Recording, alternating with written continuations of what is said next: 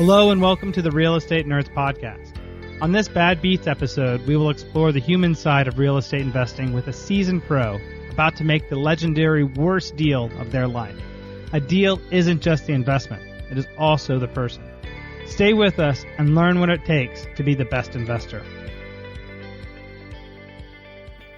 Hi, and welcome to the Real Estate Nerds Podcast. I'm your host, Scott Royal Smith, owner of Royal Legal Solutions. Your home for all things real estate, investor, asset protection. It's a one-shop stop here for investors. And I just wanted to welcome to our show today, Lane, who is a good friend of mine, phenomenal real estate investor. He's going to be sharing with us the dirty laundry of his life with worst deals, bad beat he went through. So, Lane, what do we need to know about you here today to get some context for your story? Yeah, so I'm a working engineer. I still work the day job. I started probably about 10 years ago investing with single-family homes, did the turnkeys out of state, Birmingham, Atlanta, Indianapolis is where I started. Got up to almost a dozen properties doing that for almost 7-8 years, and then switched to being a limited partner in syndications. Oh, yeah? That's pretty cool. What led you to do that?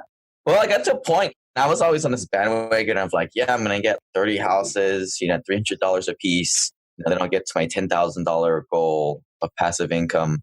Then I got to about 11 of them, and I realized there was like an eviction or two every year. And then 4 big catastrophes that happened every year, like someone stealing an HVAC or HVAC breaks or big plumbing issue, like it rained and the rain went somewhere. And that was only with 11 properties. So if you kind of just do them, it's just law of averages. If I had 30 houses, it would be like an eviction every other month and like a big catastrophe every month.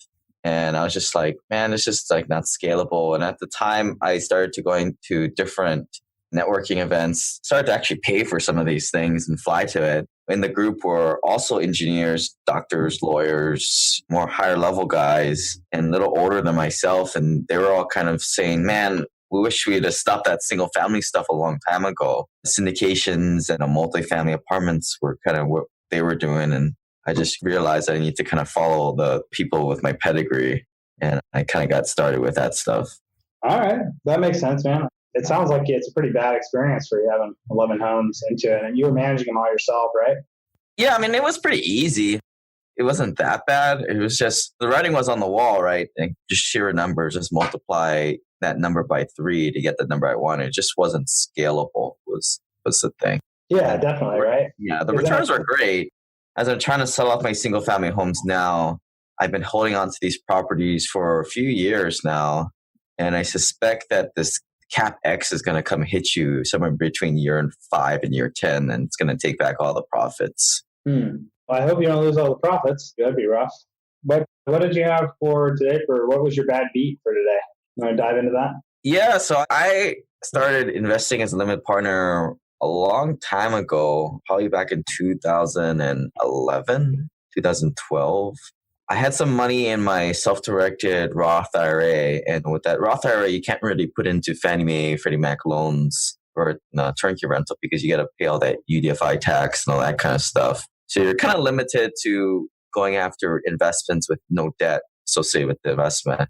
So I didn't really know what a self-directed Roth IRA, that was kind of new to me. So I got my money out of Wall Street. I put it into a self-directed account. And I was all ready to go, but I didn't know what to invest in. So I asked the IRA custodian for a referral, like, what do people invest in? So he referred me to this one outfit, which kind of turned out to be a shyster. They basically were kind of running a little Ponzi scheme. And that was pretty much the overall of it. What was the assets that were trying to get you into? Like some pieces of real estate or a single multifamily homes or something, or what? Yeah, they were buying up single family homes, C-class, D-class properties. And the deal was you signed this contract. It wasn't quite a registered security or like a PPM, like a 506B or 506C. But because I had sort of title to the property at the day, they didn't need to go down that reg exemption filing. But nevertheless, I was a limited partner. So the deal was I was going to put up all the money for the property. So I put in about $43,000 and I would have title to this property. And the arrangement was that they were going to pay me a fixed rate I think it was like 9%. Yeah, 9%. And the deal was when the property sold and it was performant to sell in 5 years, that we would split the equity share. So whatever it sold for, $53,000, we would split that $10,000 profit. So I would get $5,000, they would get $5,000. That would all go in by a self-directed IRA. That was the arrangement, but very shortly after, I kind of was doing my internet research on the folks. There was a lot of bad press on them, and a lot of other people, highly respected people, were saying, yeah, I would not work with those guys. They've kind of done this in the past. Yeah, so, but a couple of years went by, problems, still collecting my 9% checks, and everything was fine, but then things started to go wrong. Yeah. Well, what happened? Let's get into that in a second. Let's go back to the beginning of this, of like, how do you actually get yourself into a deal? Like, what were you searching for when you found these guys? I was naive and I didn't know anything. I was in that stage 1 of 4 learning. I didn't know what I didn't know. I didn't have a mentor. I didn't really have any checking for me. I just went off the referral off an IRA custodian. And sometimes those referrals aren't really that great because they're not investors themselves. And I think I broke the cardinal rule of you don't work with people you don't know, like, or trust. Mm-hmm. I'll add on to that. You don't work with people that aren't 1 degree of separation. So today I go to all the mastermind clubs so I can get around other limited partners to verify the deals that these operators are. Because it's one thing to network with the operators or the general partners or the GPs, but I think it's more important to go and network with the other limited partners. So when a deal does come up, you can kind of go around your network and kind of ask around, hey, have you heard of this guy, Scott Smith?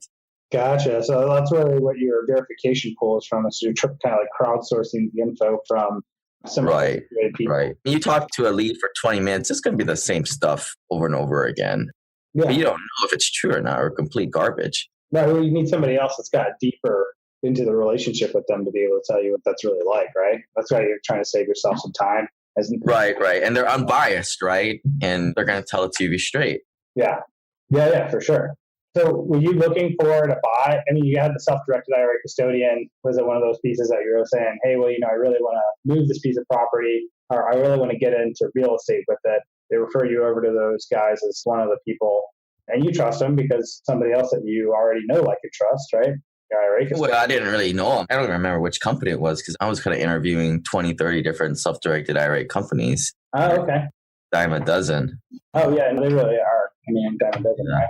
Okay, so you get into the deal with these guys. You give the money to hold title to the property, so you probably feel pretty safe at that point, right?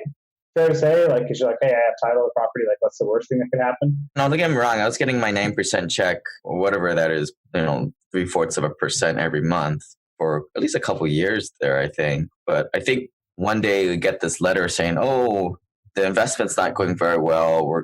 This LLC that was kind of the deal maker in the deal is going bankrupt, right? It's strategic bankruptcy. You have several options. You can take us to court. You can take back the property deed in lieu, which is what I did.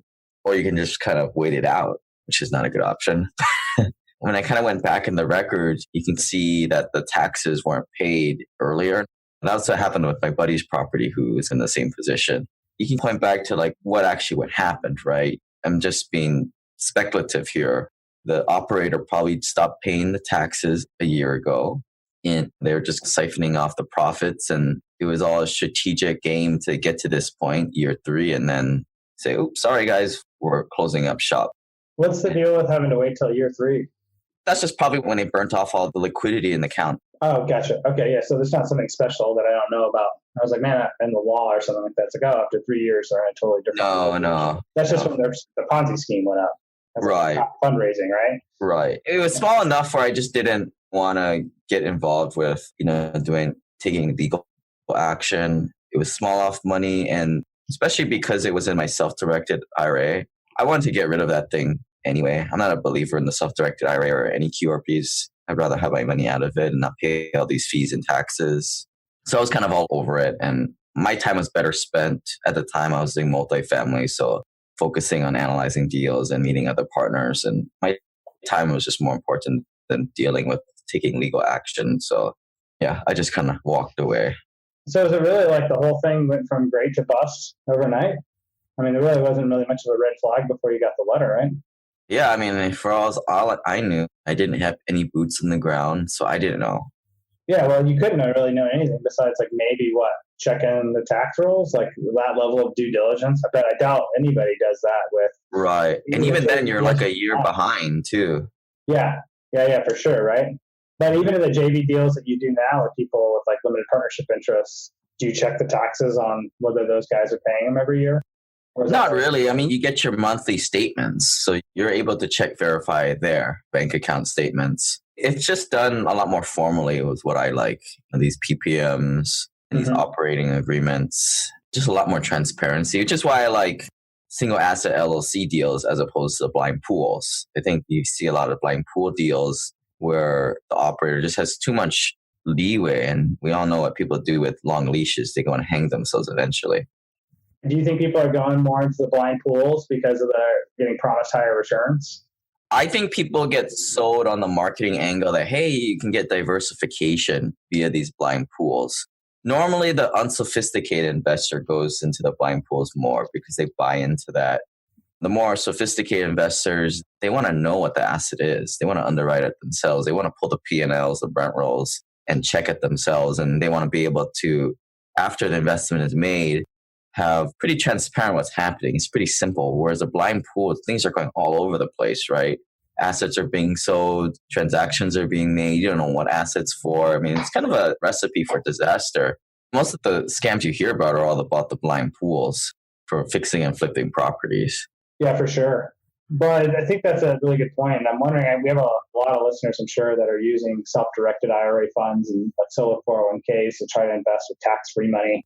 And I heard you mention earlier that said that you're not really a believer in those. I was wondering if you would share with us some more of the context of what turned you off to using those types of vehicles for investing. Yeah, so a couple of things. They say you're saving on taxes, but you're going to pay taxes at some point. You're just going to kick the can down the road. I personally would rather pay taxes today when my taxable income is less today. I don't know you guys, but I plan on making more money in the future. A lot of people have heartburn over paying like a penalty, like a 10% penalty.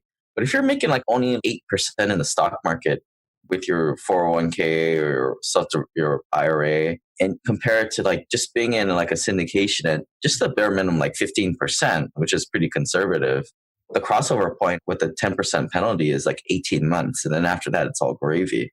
I mean, I think the numbers show it all. And if you're still doing your single family homes, doing it yourself and not jumping in as a limited partner in a syndication, I mean, even makes more sense because a lot of these, you can't leverage self-directed money.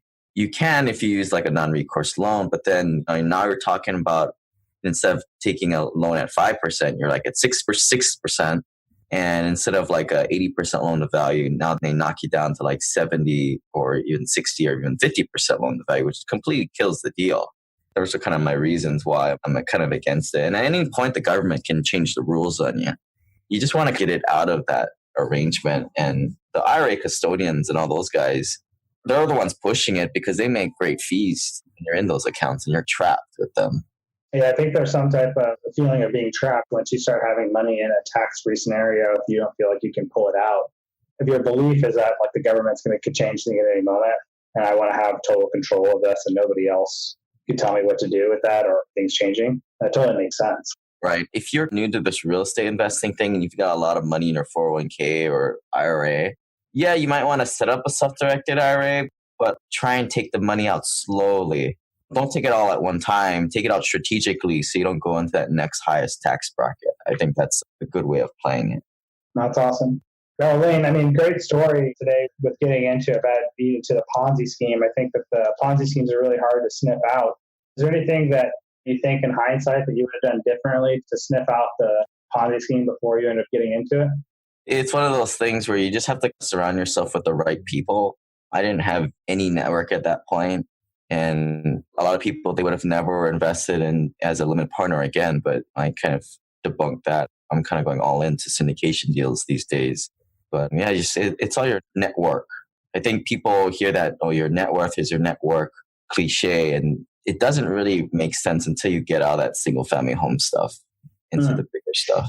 Good point, Lane. I mean, I think it really is. One of the struggles that I had originally starting out many years ago was that every time I went networking, I always felt like I was wasting my time, meeting a bunch of people that couldn't help me. And then over the years, I would have one relationship that would come off of that. But then that one relationship ended up being like a dial mover for me, magnitudes of growth just because of one relationship that I met. Have you had any of that experience where it's like you kind of have to kiss a lot of toads to find a few people that can really help you? Yeah, and I would say like I had the same experience. When I was going to the local RIA, I really found nobody there. Everybody was into buying single family homes, fixing and flipping, wholesaling properties, which is exactly what I don't do. I'm like a working professional. I get money to invest. I don't have time. So I'm more of a passive buy and hold investor. And people who are usually going to the local RIA, they want to be next to the property, want to feel, they want to touch it. Not until I started to spend some cash and go to these higher level meetings was when I started to actually meet real investors. I think that's the key. You have to pay to play it in a way. Get into more target rich environments where there's actually people who are kind of serious about this. And I don't think the local RIA is going to be where you're going to find these. Definitely not in the fix and flipper realm. Yeah, definitely. And it really depends, I think, on your income level, right? If you don't have a lot of money, but you're just tiptoeing into something, maybe that's a good place to start, meet a group and whatnot. But then I find that the groups that I've had to pay to be a part of are the ones that are where I really have really high, you don't have to kiss as many toes, right? Right. It depends what you're trying to find, right? Like if you're a fix and flipper, then cool, like go to those. But if you're a buy and hold investor, more passive investor, you need to find those kinds of people. Yeah. Because you're trying to like motivate capital and let it sit. Because you're not trying to run a business, you're trying to invest, which is two totally different things. Like the flippers are really trying to say, oh, I want to run an active business. That's not investing. That's running a business. Investing is where you can put money into something, it works for you, you're not having to touch it or worry about it, besides looking at the quarterly statement or whatever way that you're going to do that, right? Exactly. Cool. I mean, a lot of great lessons here today into it. Sounds like that Ponzi scheme is real son of a gun on that one. It really, I think you're right. It's like it really comes down into the network that you have and to really network to check people out more than just the people if they refer to you to say, hey, go check out, talk to my buddy Bob. My buddy Bob will tell you that I'm great. Like find somebody else that's in the deals with them and really been successful with that. So thanks for the advice on that one today. And if anybody wants to reach out to you, what's the best way for them to do that? Yeah, if you want to reach out to me, check out my podcast, Simple Passive Cash Flow. We talk about buy and hold investing in turnkeys and syndications. And if you guys want access to my analyzer, shoot me an email at Lane at Simple Passive Cash Flow or sign up for the newsletter there. I'm always looking to chat with other investors, looking where they're investing in, because I'm always trying to look for that next deal too. I think that's the hard thing these days. Yeah, where is that next deal, right? Especially in a market that's so hot. So we'll have to just figure that out, keep our nose to the grindstone, our ears to the ground, and see where that's at. Yeah, so I look forward to deploying. Lane, I haven't signed up for your newsletter yet, but I will. I want to take a look at the tool that you have there. I bet that's a pretty neat tool that you put together for. And I'm always trying to look for better ways for me to analyze deals myself. So thanks for that, making it available to everybody. And everybody, thanks. This is an episode of the Real Estate Nerds Podcast. I'm your host, Scott Royal Smith, signing off for now. Go check out Lane's podcast. I think it's great. And he has some cool tools for you there. So be sure to reach out to him if you're looking inside of the syndication deals. And Lane, thanks again for coming. And we'll chat soon. Thanks. That's all for this Bad Beats episode. I'm your host, Scott Royal Smith, with the Real Estate Nerds Podcast. Did you see yourself in any part of that story? I know I did. If you enjoyed the show, leave a review to help clue in the sleeping masses of what they need to know and what we all need reminders of. Do your good deed for the day. Thanks, and I'll see you again soon.